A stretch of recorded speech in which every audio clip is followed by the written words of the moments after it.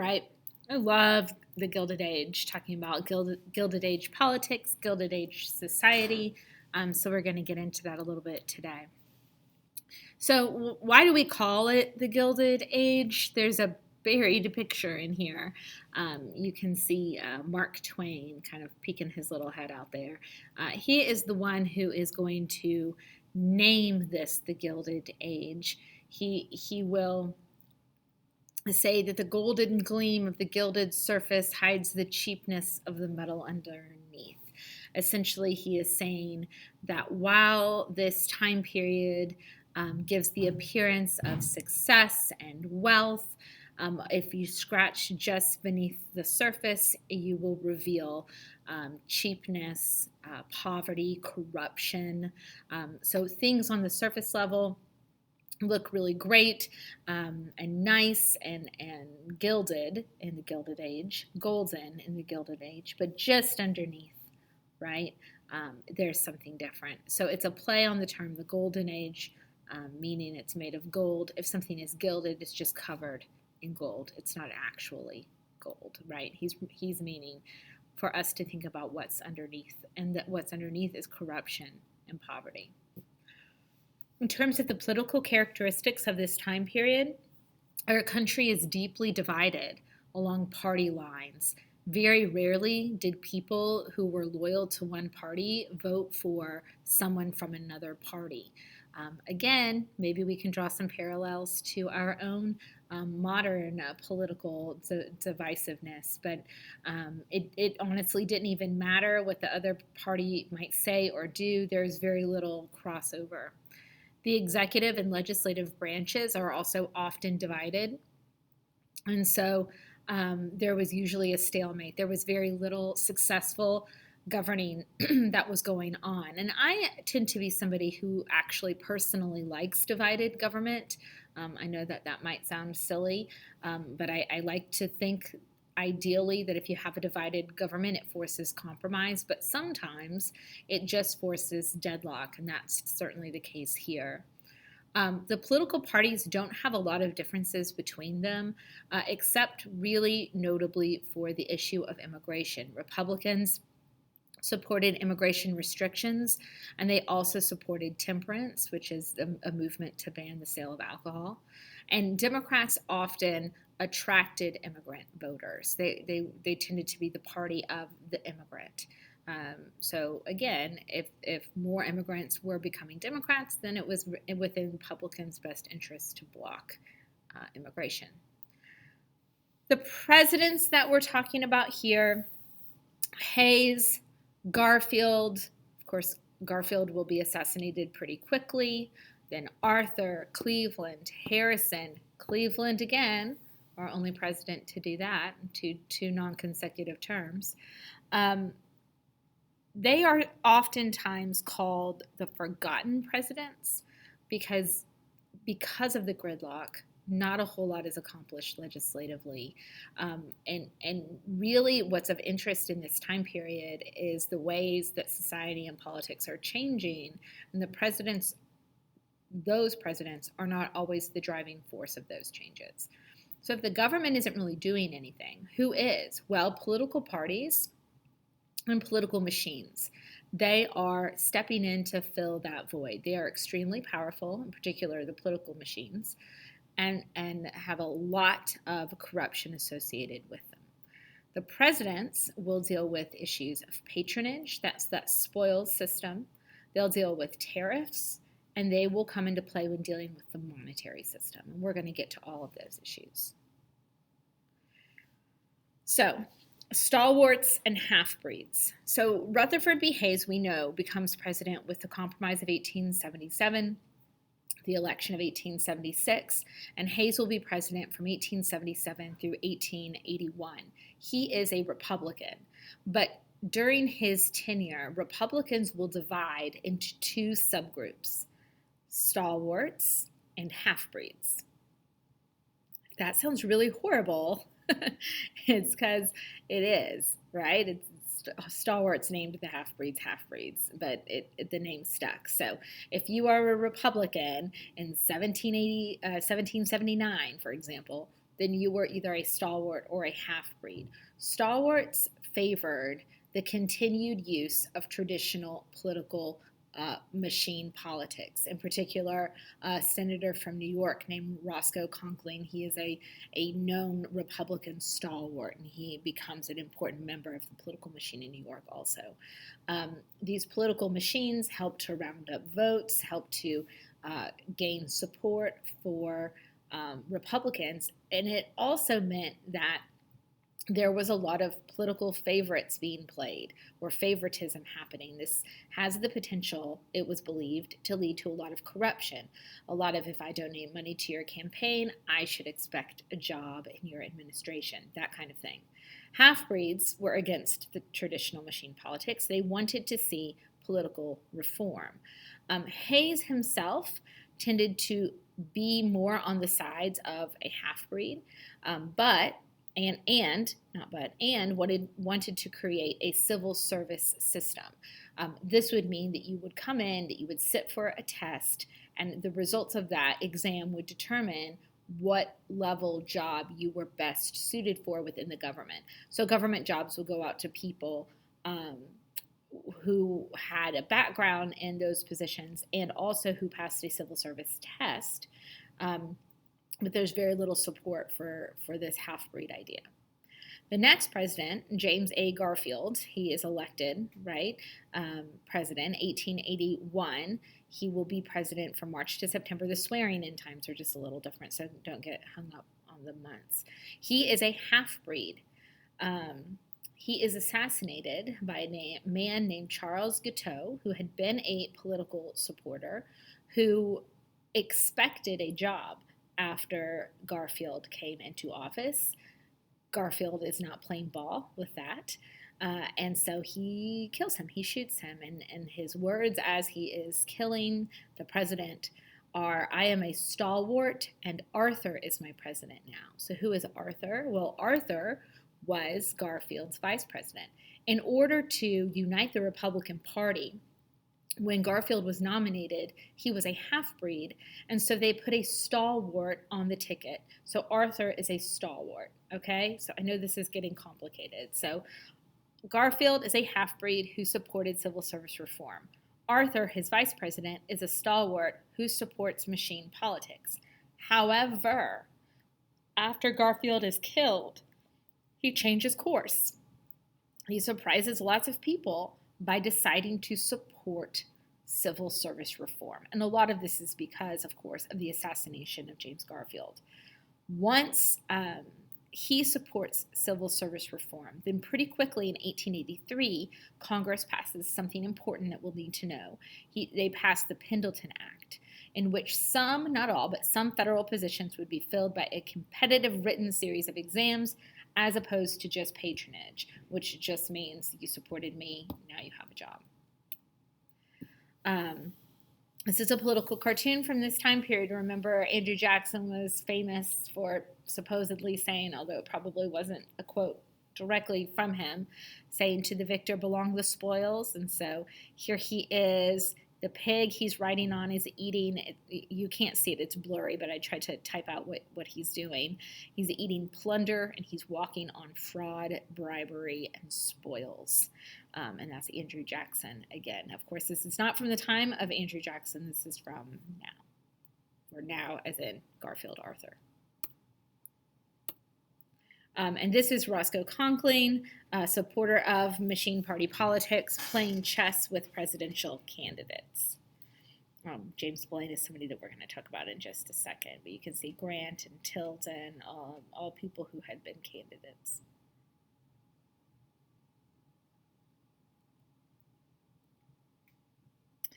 This is a very famous artist rendering of the assassination of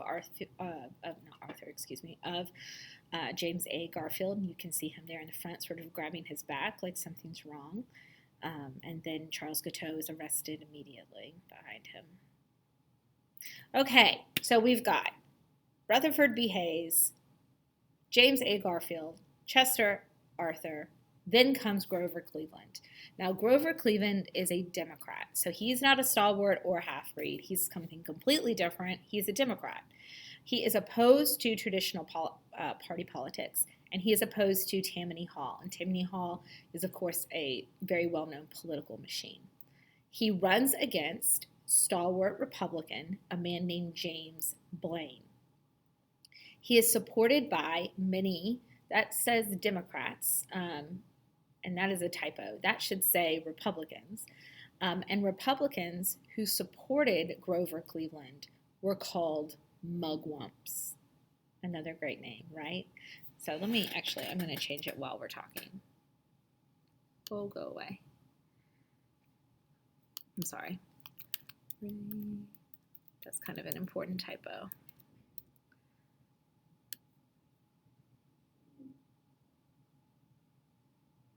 Okay, there we go. So they're called mugwumps, and that political cartoon that you just saw is James Blaine, and I know it doesn't look like it, but that word at the top is Puck. Puck was a magazine where a lot of these political cartoons were published. P-U-C-K, Puck. And underneath it, it says Blaine tattooed with scandal and before Republican delegates. So you can see actually a lot of important Republicans pictured here. Teddy Roosevelt is over there as well. But that's James Blaine, the Republican presidential candidate. And of course, his clothes are removed in front of all of the other Republicans who are seated as Roman-style counselors. And he's being shamed by being shown to be tattooed with the names of various political party stalwart scandals. Now, this is based off of a painting about the Greeks, and so that's why it looks the way it does. But here he is before this Republican tribunal. So a lot of Republicans do not support James Blaine. They don't like how much of a stalwart he is, and so instead support Grover Cleveland, and you are a mugwump if that happens. Ultimately, Cleveland will win because of Catholics. Catholic voters turn out overwhelmingly for Grover Cleveland. One of Blaine's supporters had said that Democrats supported, quote, Romanism and rebellion, and that greatly offended Catholics. Now, Blaine never said that. I actually think, I guess I need to look this up to be 100% sure. I think his wife was Catholic, but one of his supporters, one of his surrogates said it. It got attributed to something that he believed, even though that's probably not what he believed, but that they're what sort of put him over the edge. Cleveland also opposes high tariffs, which is a very Democrat thing to do, right? But during his presidency, Congress will end up raising tariffs in 1887, and the tariff issue will become an issue in the 1888 election. So they will run on, should there be a higher tariff or should the tariff be lowered? The next president, who will come to office in 1889 and serve from 1889 to 1893, is Benjamin Harrison. He is a Republican. He will lose the popular vote, but he will go on to win the Electoral College. We know that this happens, right? This is the first time that there have been really clear-cut economic differences to choose from. Before, it had really just been like a stalwart or a half-breed, a vague issue of immigration, but nothing, really substantial. But here now we have a tariff issue that the candidates are running on. There is also a growing public call for something to be done about these large businesses, these trusts. So we have a call for some antitrust legislation. And we know that that will be an issue in the progressive era, but we're not quite there yet. We're still in the Gilded Age.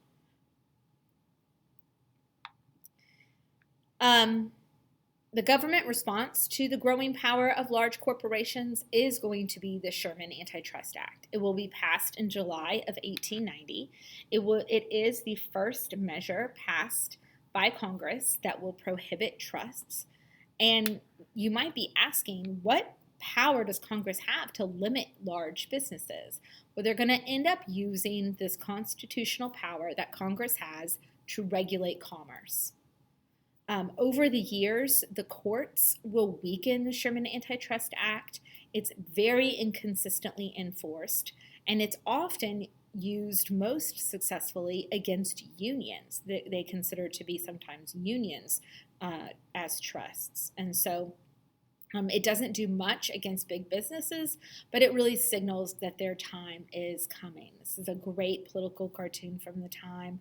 The top right, it says, entrance for monopolists, and the monopolists are literal money bags. They're bags of money, and they have different trusts on them: steel trusts, copper trust, Standard Oil. And it says this is the Senate, and then all the senators are sort of looking back up at them, chatting, napping, don't seem to be too interested in what's going on. They're looking at their overseers, so to speak, up there. There's also growing frustration with the interstate commerce issues, these large trusts, and specifically railroad rates. And we had referenced when we were talking about moving out west that farmers were frustrated at the inconsistent way that railroad rates were being applied. And so there is growing public pressure for Congress to create something called the Interstate Commerce Act in 1887. It bans discrimination in rates between long and short hauls. It requires that railroads publish their rate schedules and also to file those rate schedules with the federal government. And it declares that all railroad rates should be reasonable and just. And of course, there's a lot of wiggle room within that. It also establishes the ICC, or the Interstate Commerce Commission, which is a 5-person group of people that is supposed to administer the provisions of the act, but it's largely ineffective, much like the Sherman Antitrust Act of 1890. We said that something that the presidents would also focus on is tariffs, and this tariff debate is absolutely raging right now. So remember, who does a tariff tend to benefit? Well, let's first start off with what is a tariff. Remember, it's a tax on imports. The higher a tariff is, the more protective that tariff is, which is why high tariffs are often called protective tariffs. The more protective that tariff is against foreign goods. So the higher a tariff is, the more it helps American industrialists and American manufacturers. But the more it hurts consumers, because the more expensive goods will be, right? Republicans focus mostly on the tariff issue. William McKinley, who's not president yet, he's a Republican from Ohio, and Nelson Aldrich, also a Republican from Ohio, will join forces to put together the highest protective tariff in U.S. history. It's known as the McKinley Tariff. It will become law in 1890. It's hugely unpopular with voters, and it will mean that midterms do not go well for Republicans and that Democrats gain a majority in both houses. Grover Cleveland will run again in 1893, and he will be president for a second time. Again, that's not that unusual, but he's our only president to serve 2 non-consecutive terms. He's a Democrat. He will be elected again, in large part because of this sort of out-of-control McKinley tariff. The Democratic Congress, and here we have, this is new, right, a Democratic president and a Democratic in both houses. The Congress will pass the Wilson-Gorman tariff, which will drop the McKinley tariff to 0 on iron ore, coal, lumber, and wool. Think about who that would anger. Protectionists are people who want to see high enough tariffs to protect American industry. Cleveland will also propose a 2% income tax increase on the wealthiest 2%. Ultimately, this Wilson-Gorman tariff bill will be killed because there's so many amendments added to it that it makes it very ineffective. But Cleveland is so devoted to the bill that it passes anyway. He says it's better than nothing. It doesn't do as much as many had hoped.